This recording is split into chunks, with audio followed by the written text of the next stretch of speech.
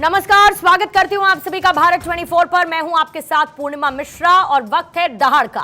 55 दिन के बाद संदेश खाली का विलेन षड्यंत्रकारी शाहजहां शेख आखिरकार गिरफ्तार तो हुआ, लेकिन क्या संदेश खाली के इस खलनायक को बचाने के लिए बंगाल की ममता सरकार किसी भी हद तक जाने के लिए तैयार है?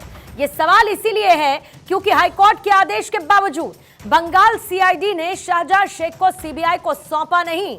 उल्टे ममता सरकार आरोपी शाहजहां शेख के बचाव में सुप्रीम कोर्ट की दहलीज तक जा पहुंची, लेकिन सुप्रीम कोर्ट ने इस याचिका पर तत्काल सुनवाई से इनकार कर दिया।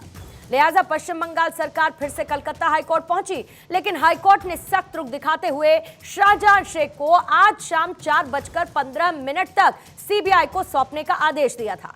लेकिन जब यह खबर मैं आपको बता रही हूं तो यह आप समझ चुके हैं कि 4:15 की जो डेडलाइन है वो खत्म हो चुकी है और लगभग शाम के 6 बजने वाले हैं। यानी 1.5 घंटे से भी ज्यादा का वक्त सीबीआई शाहजहां शेख को लेने के लिए खड़ी है, लेकिन उसका बचाव किया जा रहा है।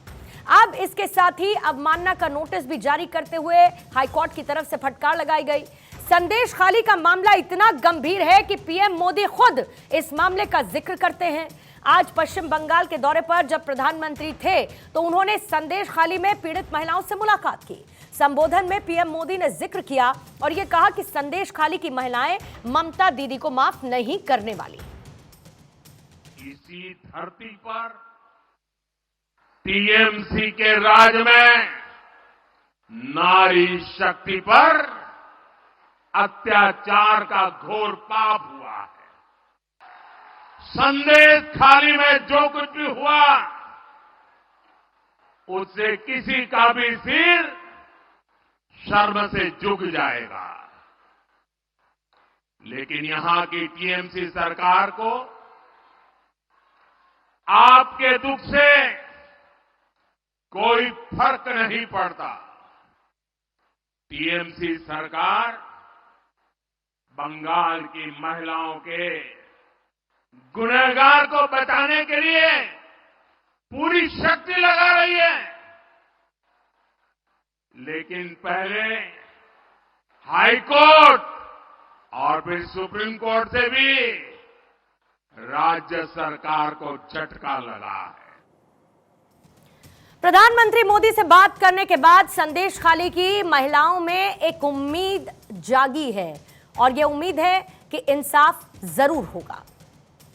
आश्वासन दिया है हमें, हम 500 से बात किया है, आश्वासन दिया है। हमारे साथ जो भी हुआ है सारे डिटेल्स में उन्होंने सुना है ध्यान से। उसके बाद बोला है चलो मैं करूंगा, कुछ करूंगा आप लोगों के लिए। हमने बोला है सर हमें डर लग रहा है। बोल रहा है आप डरने की कोई बात नहीं है, मेरे पास आए हो, कोई डरने की बात नहीं है। आप वो स्टेप लेंगे बोले। हाँ, ऑन कैमरा हमारा जो कंप्लेन है ऑन कैमरा उन्होंने सब कुछ लिया है उन्होंने अंदर। महिलाओं को सुना, एक उम्मीद की आस जागती हुई नजर आई, लेकिन संदेश खाली में ये जो पूरा खेल चल रहा है इसके बीच क्या पश्चिम बंगाल में अब ये नौबत आ चुकी है कि बंगाल में लॉ एंड ऑर्डर को लागू करने के लिए हाईकोर्ट को दखल देना पड़ेगा?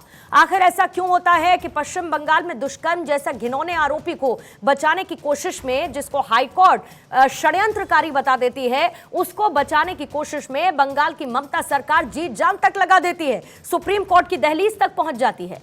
क्या ममता सरकार को संदेश खाली की महिलाओं का दुख नजर नहीं आता है?